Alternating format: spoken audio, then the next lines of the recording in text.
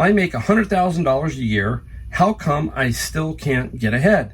A six-figure salary may not be enough for the American dream anymore.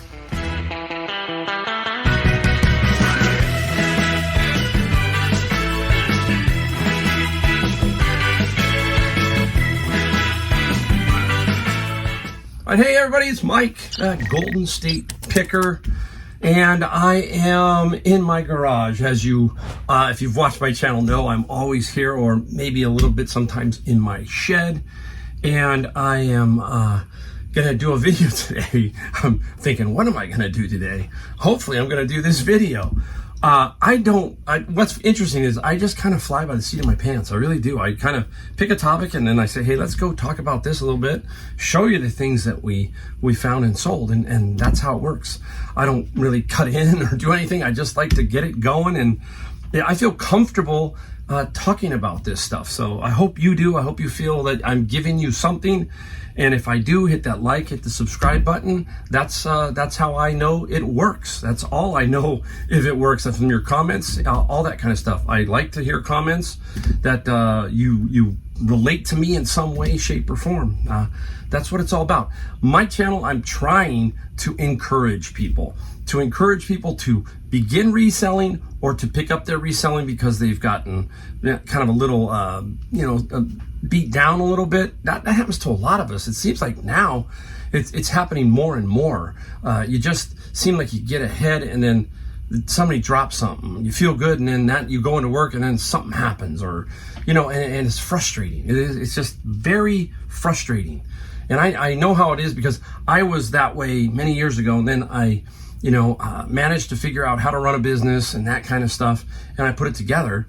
And now I'm doing this, and I'm putting this together, and I'm having a lot of fun, and I'm trying to encourage you. That's all I'm trying to do, is encourage you. But the topic, I always like to throw a little topic in, and to help you kind of be encouraged, basically. Right now, it is brutally tough, as usual. Gas prices are back up again, all that kind of stuff. And I ran across an article. And the article was this: I make $100,000 a year. How come I still can't get ahead? A six-figure salary may not be enough for the American dream anymore. I always talk to my father-in-law. He's 90, and when he hears some of the numbers that some people make, it just baffles him, right? Because he was back in the 60s where he bought a house and paid $125, $150 a week. That's what he made. And he could still afford a house, and he had 4 kids, and yeah, it wasn't easy, but it's different. We've all acknowledged that every generation, right? It's gotten harder to buy that home, to maintain that home, to feed your family, all that kind of stuff. It's just getting harder. And it's like, what is the new minimum wage here in California? I think it's almost $17 to $20. And that's not gonna keep you here. That's just no way. It's out of control here. It's out of control everywhere. Even in North Carolina, it's getting harder and harder there to make it work. And basically, this article says the old benchmark, $100,000. It's wind. The old benchmark of $100,000 salary that put baby boomers into the category of rich is coming up short, according to a recent survey by news and analyst firm Payments. As of March, about 60% of all U.S. consumers were living paycheck to paycheck. The survey found that even high-income Americans weren't immune to budget crunches, with 48% of those making over $100,000. Also, living the paycheck-to-paycheck lifestyle as of February. And how about the younger generations? The survey found 73% of millennials were still living from their paychecks. Gen Z wasn't far behind, 66%. Absolutely crazy. I mean, it's so hard to save $1. It's so hard to do anything. I'm taking a trip to Disney World that I've saved for, and yeah, even I save. I make sure that I have that money first before I go. I don't put it on a card and then not be able to pay for it. And I was just looking at it, and I'm thinking to myself, my goodness, just to go to Disney World, it's going to cost, X dollars. And I'm thinking, what about a family of, let's say 5, 2 adults and 3 kids? How do you make it there? I mean, it just seems like everything's going through the roof. Well, there is some hope, okay? But again, I always like to say, hey, you know, we're in this little reselling community and people are looking. This is a great opportunity for many if you can control everything. You know, you've got a job and you can part-time this, and think about it. If you can make an extra $1,000 a month, would that make a difference in your life? That's not a lot, guys. I mean, I'm not trying to make it sound like it's simple, but $30 a day reselling net profit is $900 a month. And I just, if you're out there and you're figuring out why can't I do that? Well, you just got to keep at it and keep digging and keep trying and figure some places out. I just got off the phone call with a good friend of mine who's in Denver, and he just found a really cool book source, and he's stoked. And I said, that's great, you know. And he said, Mike, he goes, it's basically it inspired me to get fired up with Amazon books, and he found a source. So, you know, that's out in Denver. So it's everywhere. It can be done, and it can take some burden off your family. That's what reselling is about for me. It's about, hey, here it is, guys. If I'm doing it and I'm retired, I keep saying I'm retired, right? I feel like I'm retired because this job's so much fun, because I can still do what I want. But I'm running this big business now, and I'm doing it on my own, and it's really basically thrilling. It's all I can say is it's a lot of fun, and I hope that somehow you can keep being inspired to stay away from this. Stay away from this. It's tough out there, I understand, but I know that a lot of you can do it, okay? And a lot of you are doing it. So if you're doing it, let me know. Let me know that it's really making a difference. I want to hear that, because that makes me feel good inside that it's working, not just my channel, but you hear me talk about everybody else's channel, because there's so many great resellers out there with great information. Not just me. They do it a little different, I do it a little different, and you learn, okay? All right, hey, I'm going to throw in some things I found out of my bin of books. Didn't do any thrifting today. When I was done with my books, I was out of it. It was a long day. It was tough. And I say that as in a good way, but it was tough because it's so hot, and I'm inside the bins and I'm outside. So I'm in some shade, but it's still, it's a lot of work for me, even at my age. You know, it's not easy. So right off the bat, I found these, a set of the Buick, A Complete History. There were 4 of them. It was interesting. I was thinking, okay, well, what are they worth? But there was a letter in one of them, and it was an interesting little letter. I always like to know where stuff came from. It says, season greetings to our dealers, December 15th, 1992, from Buick. The end of the year often brings reflection, blah, blah, blah. And as appreciation, here's a book, A Complete History. And R.E.L. Collada, General Sales and Service Manager. So that's where these books obviously went to the Buick dealer. 4 of them. I don't know what I'm going to get. I think I'll get 50 at least there. How much are my bins? 100. So there's half a bin right there. That's cool. Now, this, I love finding stuff like this old book here. This is an old book, Fly Tying and Tackle Making. Manual and Manufacturer's Guide. Look at, I think it's 1941. It's in pretty good shape. Just a very interesting book. I don't like to throw stuff like that away. And this will get me about $20 to $25. So that's the kind of stuff. So right there is 70, right? $70. Ooh, hey, I don't just find books, right? Other things I find, badminton racket. Look at that. And that is by a company called Caracal, designed in the UK. So this might be a British kind of company. I got to do a little bit more research, but I think that this is probably a $50 badminton racket. And yeah, it was in my bin of books. Sometimes they just drop the books and this thing falls in it. So another really interesting find. So 50, 50, 20, 120. There's one bin, right? One bin. Now, I had this one, and it took me a while to look it up, so I decided I'm gonna go look it up. And I look a lot of stuff up there because if it's not worth anything, I put it back in a bin and it gets back recycled. This is Sewing with Nancy, and I found a comp, $50. I found a comp for this. So this should be pretty good. I should be able to get 50. So there is $170. You might be hearing my pipes.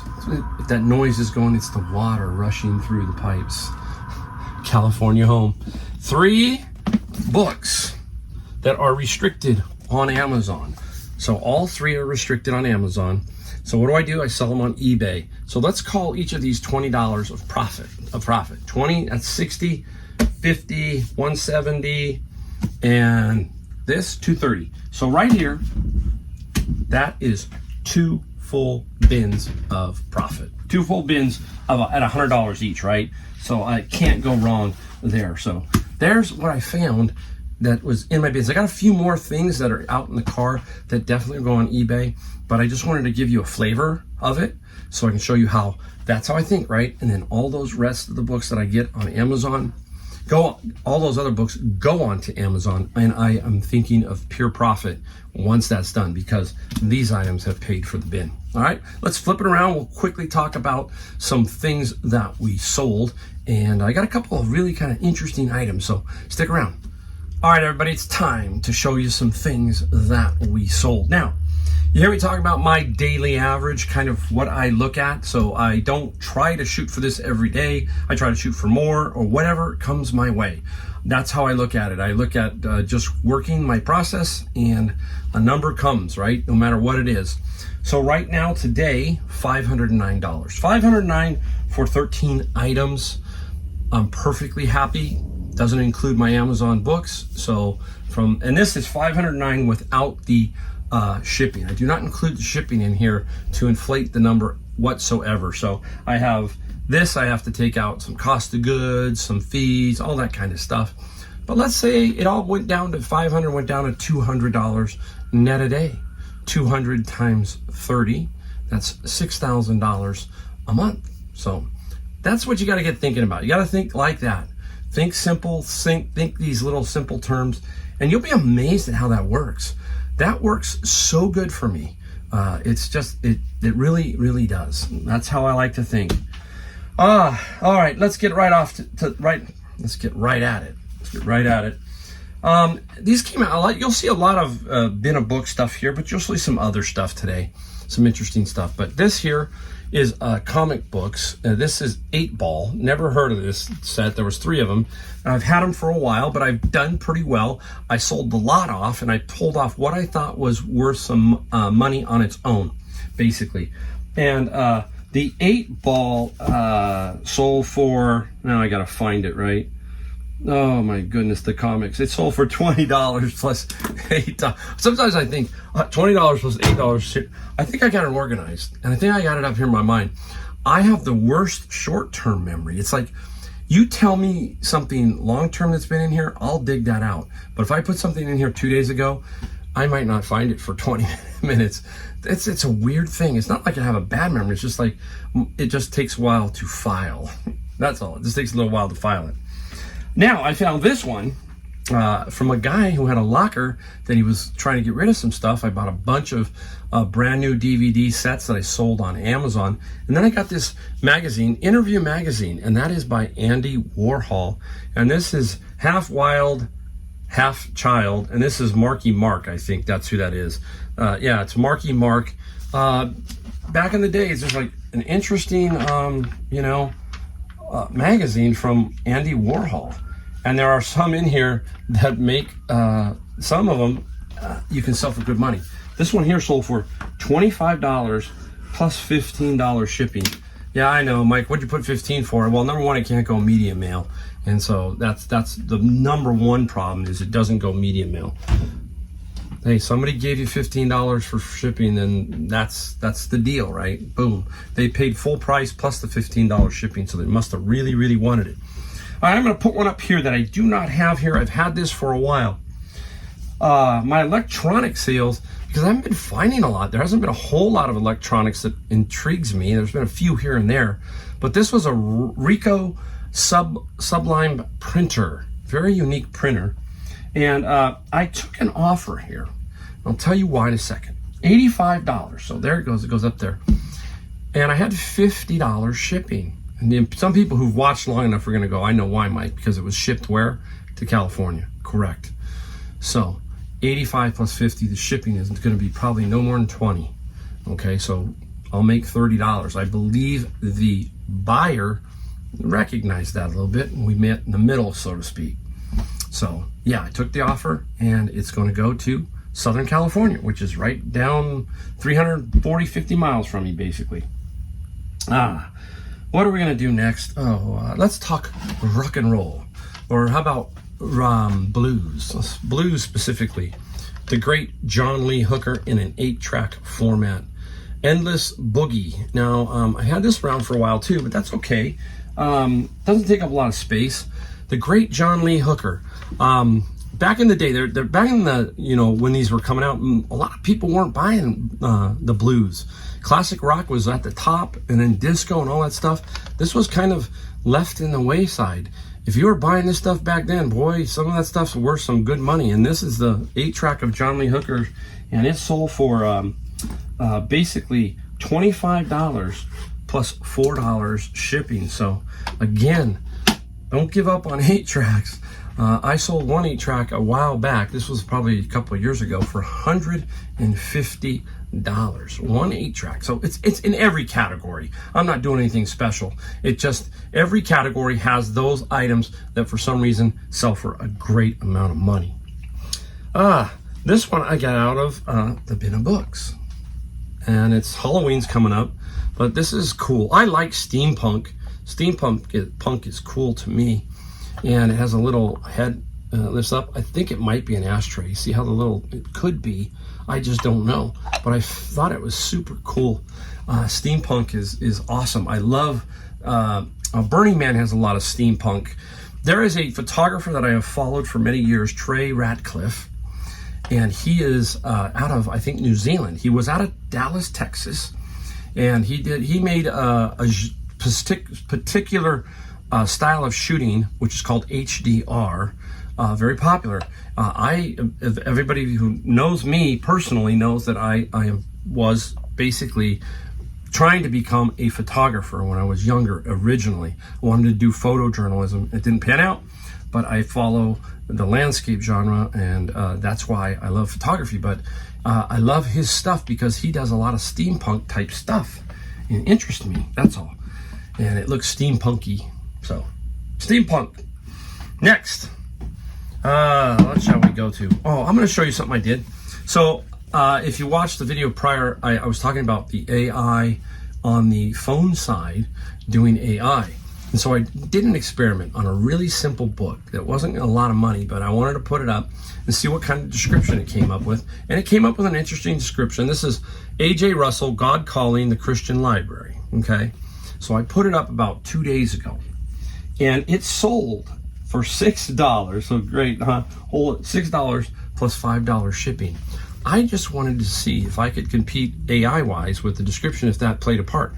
Don't know. Okay, price plays a big part of it, but also the description was kind of really nice, and that sold not for a ton, but it was an experiment.